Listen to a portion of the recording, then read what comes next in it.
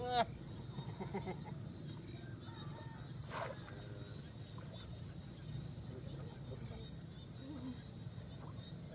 Cô gan thì sao không? Cô gan không?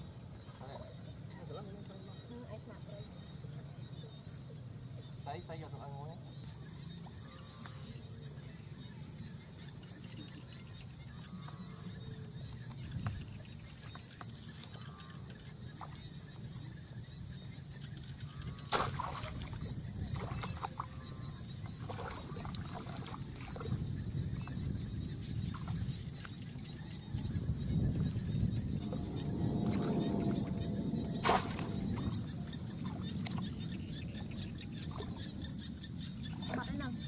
Không biết.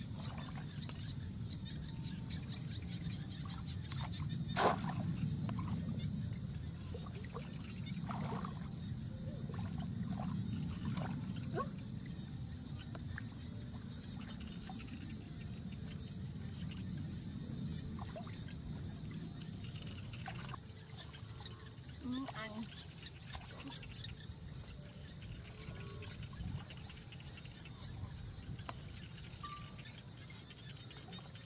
đủ Chắc thấy cái chậm phục với cái kìa hụi màu chuột lên mồi tùy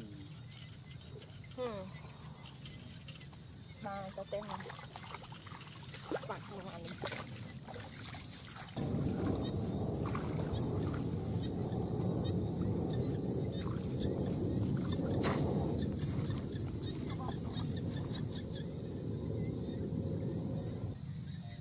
lấy chậm rồi.